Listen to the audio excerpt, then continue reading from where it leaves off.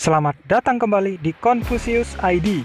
Sekarang saya akan melanjutkan manhwa kesukaan kalian, SSS Suicide Hunter. Heavenly Demonim. Ini tidak bisa dibiarkan terus begini. Heavenly Demonim. Setengah dari pengawal darah telah dihancurkan. Para tetua telah tersebar di mana-mana setelah mengatakan mereka akan memasuki dunia seni bela diri. Tapi kami telah kehilangan jejak lokasi mereka. Ini bukan waktunya untuk melawan para idiot di fraksi.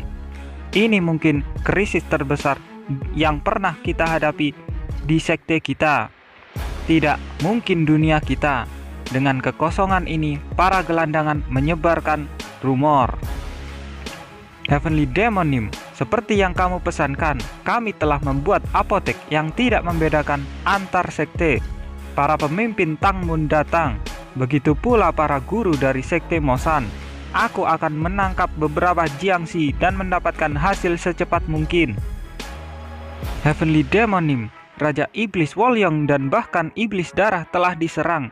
Bahkan jika kita mengalahkan 100 jiangsi hari ini, 1000 jiangsi baru akan tercipta besok. Aku tidak bisa menangani penyakit misterius ini. Apotek mengatakan kalau kita dapat memblokir tubuh bagian atas dengan jarum untuk memblokir jiangsi. Tapi metode ini adalah Heavenly Demonim, tolonglah Kenakdo jika kamu memblokir diri kamu di pulau itu. Tidak peduli berapa banyak jiangsi yang ada di sana, 1 juta atau 10 juta, mereka tidak akan dapat menyeberangi laut. Bagaimana tempat ini bisa jadi satu-satunya tempat yang berlatih seni bela diri? Jika kita memasang panji pemujaan kita di sana, itu masih akan jadi bagian dari dunia persilatan. Heavenly Demonim, kenapa kamu harus menempati janji yang tidak berharga? Itu adalah sumpah yang dibuat sebelum dunia menjadi hancur. Hukum langit telah berubah, dan tugas manusia selalu berubah. Lupakan sumpah yang kamu buat dengan Murim Lord, dan mohon mundur untuk kembali lagi nanti. Heavenly Demonim, Heavenly Demonim, bagaimana kamu menahannya? Setelah terdiam beberapa saat, pertanyaan pertama yang aku tanyakan adalah ini: bagaimana mereka bisa menahan ini? Dunia mereka di mana orang menjadi mayat, bahkan mereka sudah menjadi setengah mayat. Bagaimana mereka bisa bertahan selama 3 tahun dengan bahaya jantungnya berhenti jika aliran Qi terhalang, bahkan untuk sesaat? Heavenly Demon dan Murim Lord tidak bisa langsung menjawab. Keduanya saling memandang, dan setelah berbagi pandangan yang tidak aku mengerti, mereka mengangguk. Ikuti kami.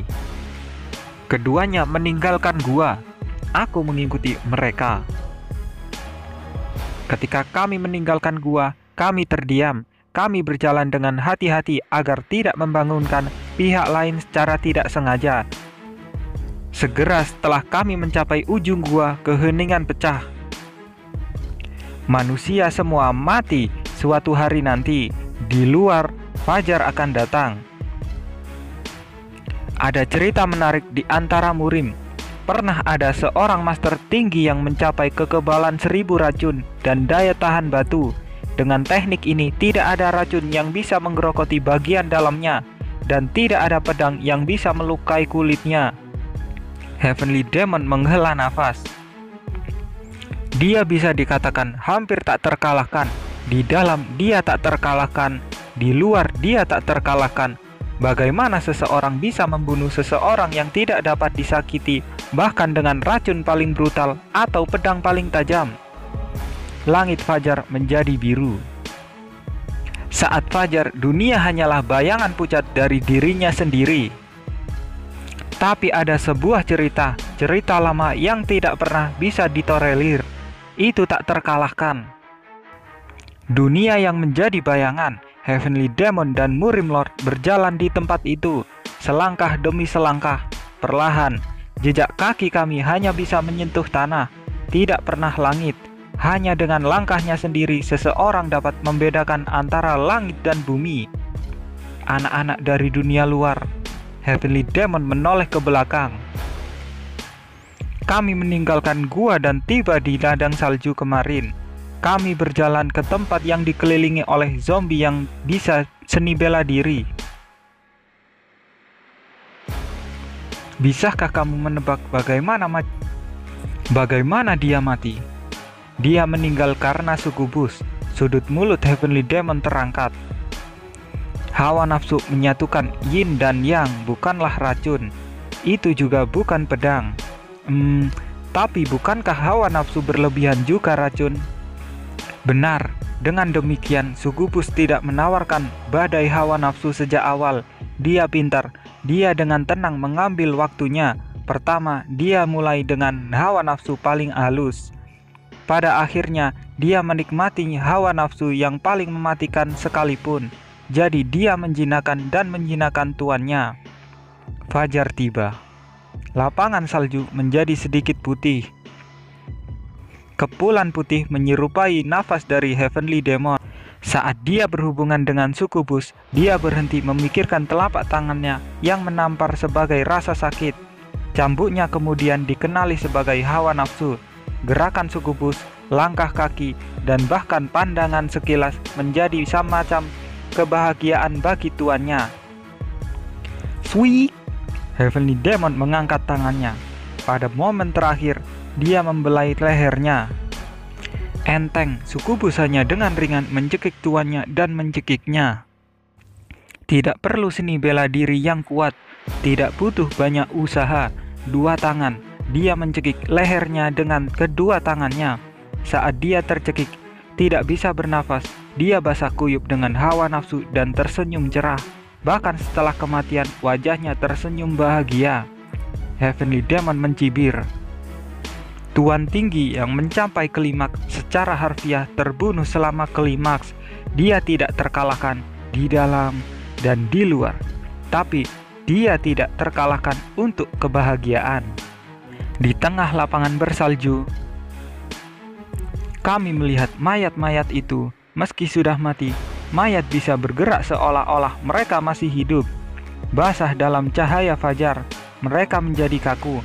Mayat-mayat itu bahkan tidak bergerak, jadi itu tampak seperti hutang bayang-bayang. Pelajaran dari cerita ini sederhana, jangan bermain-main dengan sukubus. Tentunya, Murim Lord menggerutu. Ini bukan hanya cerita lama, sesuatu yang benar-benar terjadi. Dia adalah guru yang dibesarkan di antara batu giok dan emas di Tangmun. Tapi wanita jalang itu diam-diam adalah sukubus yang dikirim untuk... Zombie tersebar di mana-mana di bidang salju. Apakah karena mereka mengejar party kita kemarin? Heavenly Demon mendekati zombie.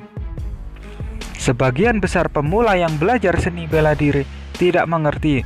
Mereka pikir tujuan seniman bela diri adalah menjadi tak terkalahkan.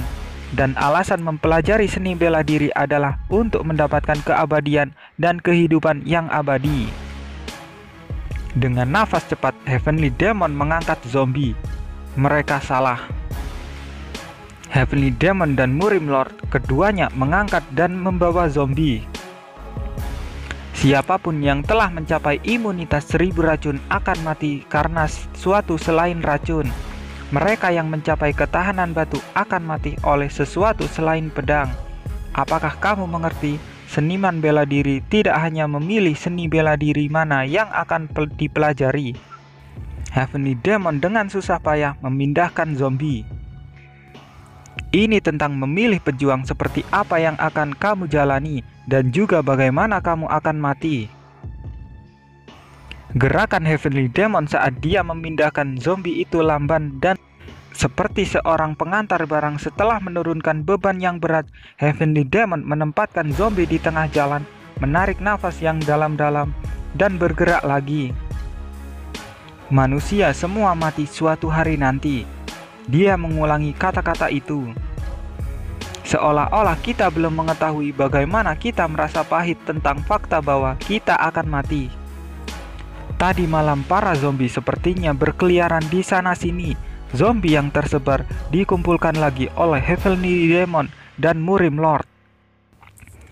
Tapi aku tidak menginginkan kematian seperti ini. Butuh waktu yang lama. Keduanya memiliki kekuatan fisik yang buruk dan terlalu banyak bergerak.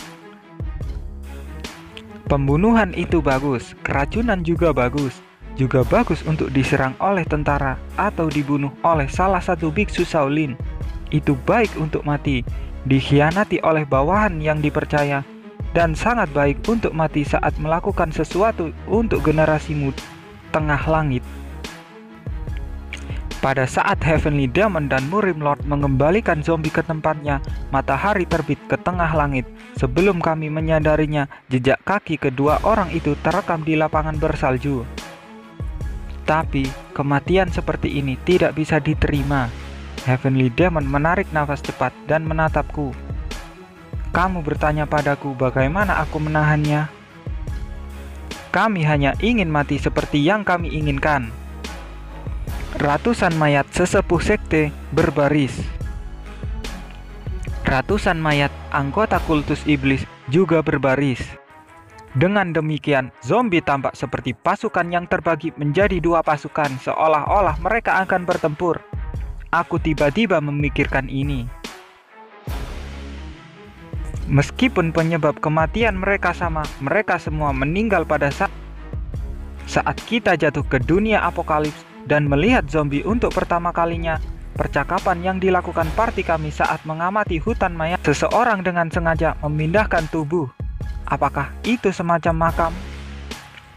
Ini kuburan. Dari kejauhan mereka terlihat seperti prajurit terakota. Di malam hari, zombie bergerak dengan bebas. Meskipun demikian, sebanyak 1000 zombie berkumpul di satu tempat di salju. Jika kamu memikirkannya, bukankah itu sendiri aneh? Benar. Seseorang dengan sengaja menempatkan zombie di satu tempat. Tidak banyak dari mereka yang pergi jauh hari ini. 500 orang dari kultus iblis. Tadi malam sinar bulan sangat cerah. Meski tidak sebanyak sinar matahari, sinar bulan juga bisa menghentikan Jiangxi. 500 orang sekte Justice. Heavenly Demon dan Murim Lord masing-masing memindahkan orang-orangnya sendiri. Itu adalah kerja keras yang memakan waktu sehari penuh. Namun keduanya bergerak diam-diam. Seolah-olah itu adalah rutinitas biasa. Kami melakukan perang besar seperti ini. 3 tahun telah berlalu sejak saat itu. Itu turun salju. Sekte Justice tidak pernah jatuh ke tangan Jiangxi. Orang meninggal. Orang-orang sekte kami tidak akan dihancurkan, dimakan oleh mayat belaka. Bahkan jika 9 sekolah besar dan 5 klan bangsawan menghilang. Tentunya jika sekte kita ingin dihancurkan, itu pasti karena ujung jari jahat dari kultus iblis.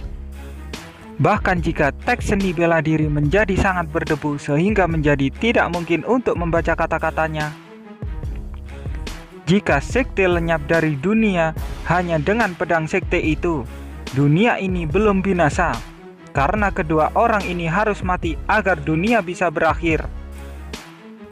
Katakanlah ada 1 miliar orang di dunia dan 999.999.999 orang meninggal karena penyakit menular. Hanya ada 1 orang tersisa, dan jika orang terakhir di dunia ini mengambil nyawanya sendiri, kehancuran dunia tidak disebabkan oleh penyakit itu. Itu disebabkan oleh bunuh diri. Setidaknya itulah yang dipercaya oleh pemimpin sekte Justice dan kultus iblis. Murim Lord, keluarga Namgung, kepala keluarga Taisang, Namgung Un. Orang tua itu punya pendiriannya. Aku, Bu Wolsun, orang suci kapak. Heavenly Demon, So Bai Qiang. Wanita itu punya pendiriannya. Aku adalah Heavenly Demon. Matahari melintas tengah langit.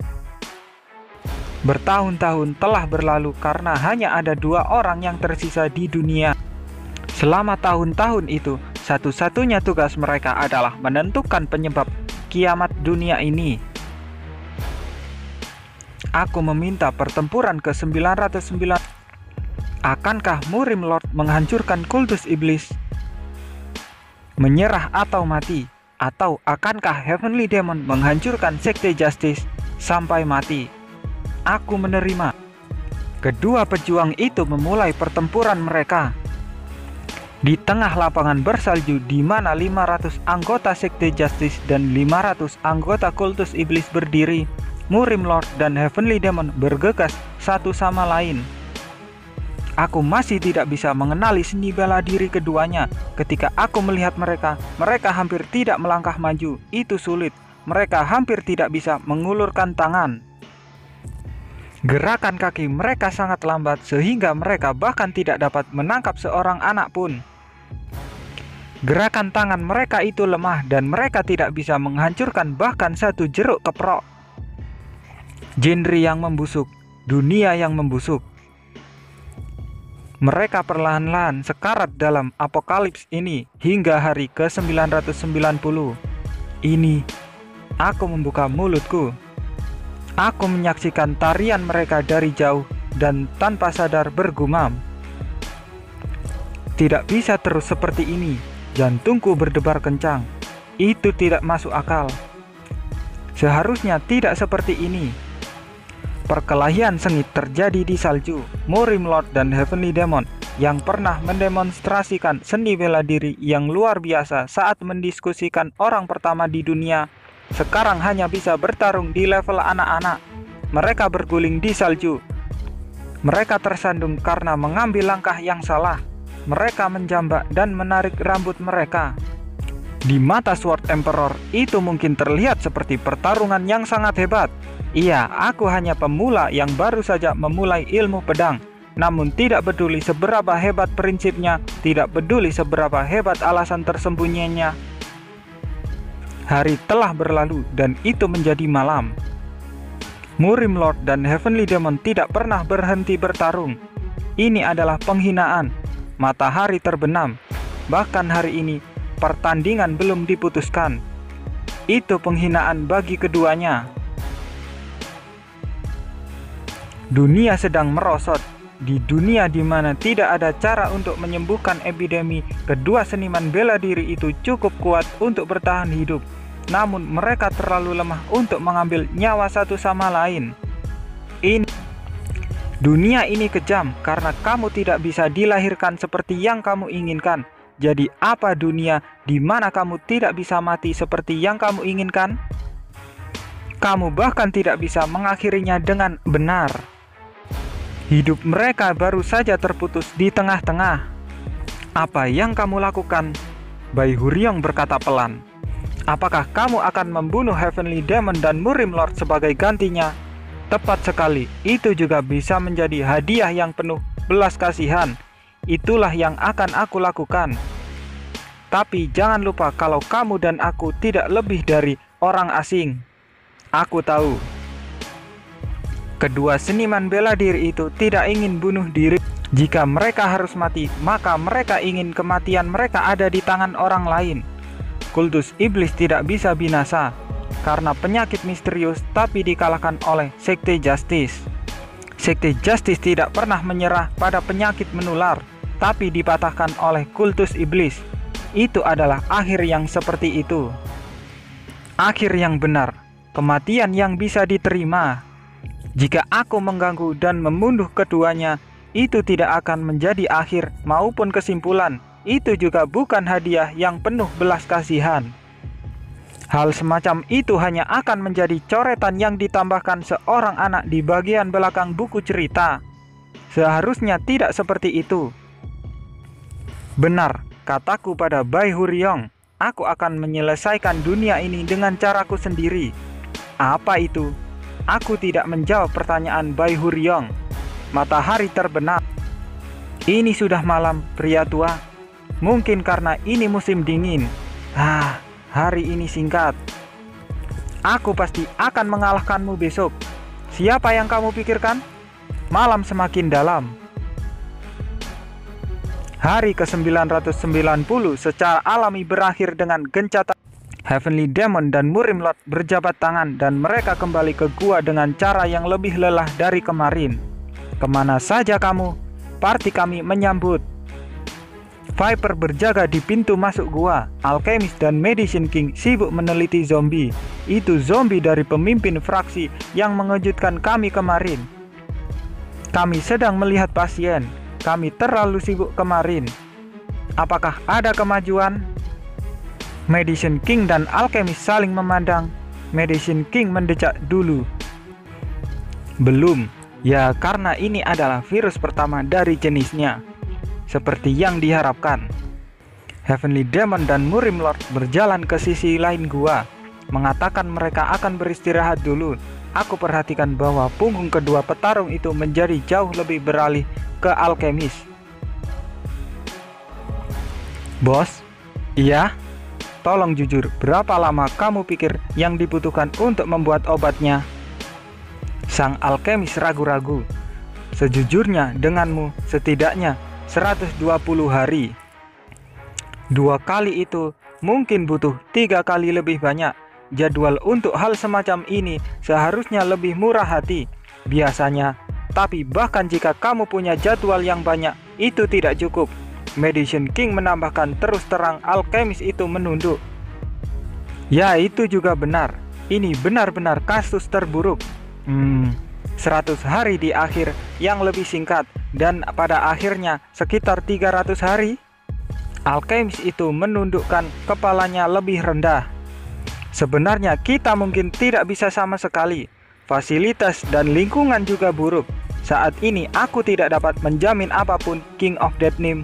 Maafkan aku, kamu mempercayaiku dan membawaku ke tahap seperti itu. Tidak mungkin mengembangkan obat dalam batas waktu. Batas waktu. Pustakawan mengatakan ini ketika dia mengirim kami ke Apokalips.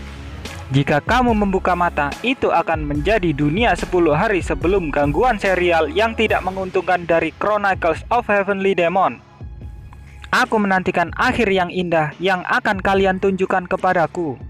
Dengan kata lain, apapun yang terjadi, dunia benar-benar akan berakhir dalam 10 hari ke depan. Heavenly Demon dan Murim Lord yang bertahan sejauh ini juga akan mati. Seperti yang dikatakan Alchemist, 10 hari adalah batas waktu. Aku sangat menyesal. Tidak, aku menggelengkan kepala. Cukup. Apa? Kamu tidak perlu khawatir, bos. Belati di pinggangku. Aku menyentuh pegangannya perlahan. Aku entah bagaimana akan memecahkan masalah waktu. Jangan menyerah dan teruslah meneliti. Kata-kata yang kau dengar saat pertama kali jatuh ke dunia ini kemarin, apakah kamu ingat mereka? Ini bukan buku biasa, ini adalah seluruh dunia. Kami di sini untuk menyelamatkan dunia. Alchemist itu mengangguk dengan hati-hati. Kami berdua berbagi pandangan. Aku ingat, tentu saja aku ingat, King of Dead Name.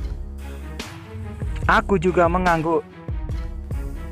Kata-kataku sama seperti kemarin, batas waktu tepat di depan kita. Jika kita tidak menghentikan tahap ini, kita tidak akan pernah bisa lepas dari Apokalips. Mohon kesampingkan pikiran apapun yang akan menghalangi. Aku akan melakukan yang terbaik di posisiku, jadi tolong tunjukkan yang terbaik juga. Aku akan menghapus semua keraguanku.